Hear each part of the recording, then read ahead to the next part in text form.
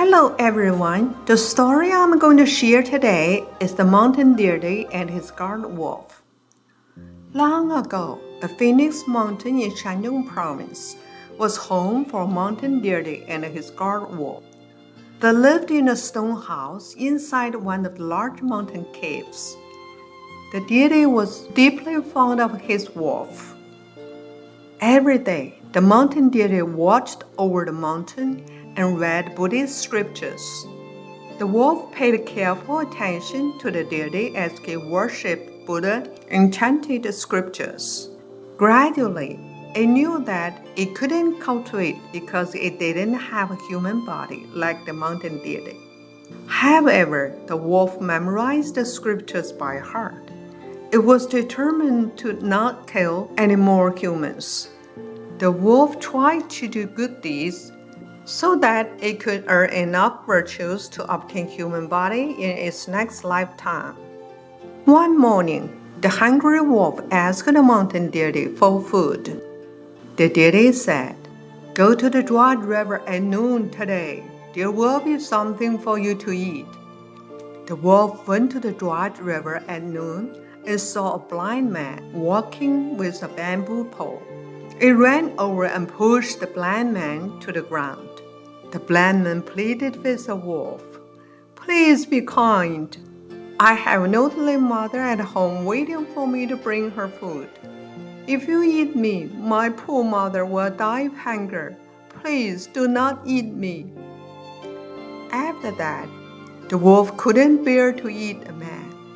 It turned away and went to a nearby village. After a great deal of effort, it found a few pieces of chicken bones. Still hungry, it went back to the cave. Another 2 weeks later, the wolf was extremely hungry again.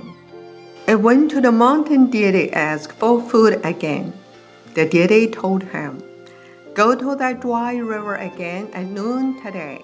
You will find food there." It was snowing and freezing outside at noon. The wolf went to the dry river and saw an old lady carrying a baby in her arm.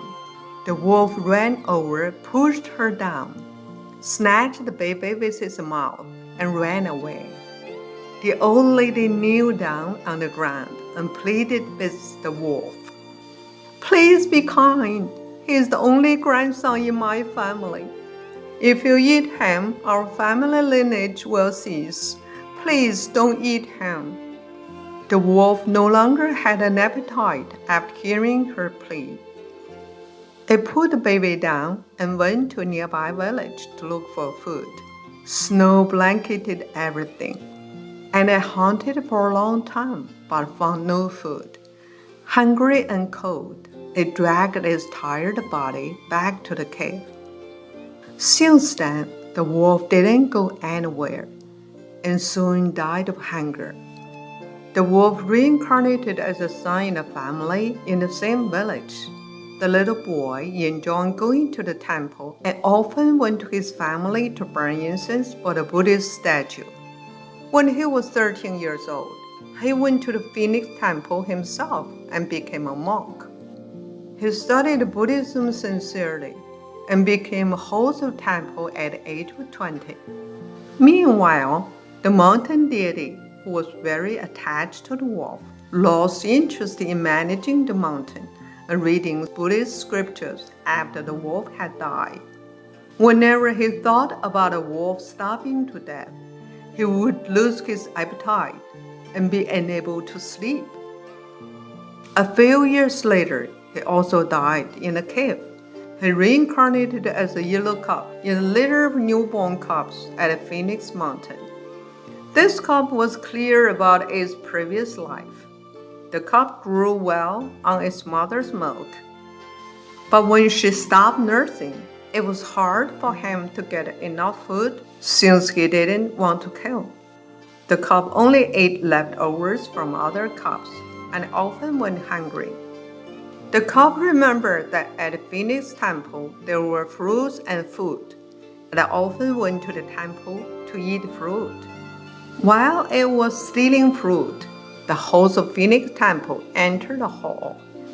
Upon seeing this, the host said, Buddha Amitabha, good, good, very good. The yellow cub looked at him and knew right away that he was a guard wolf in a previous life. The mountain deity had become a wolf, and the wolf had become a temple host. The cub felt greatly ashamed and ran off the temple to the back of the mountain. It no longer wanted to live and rammed itself into a big stone. He ricocheted off the stone and fell into a valley. This story illustrates how precious the human body is to us. Lifetime after lifetime, some aspire but fail or succeed. So we should not be attached to anything, because the attachment can only bring harm and eternal remorse. Learn to perish on everything and let go of everything. Only then can we live comfortably and be at ease.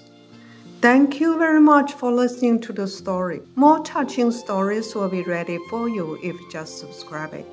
Thank you again.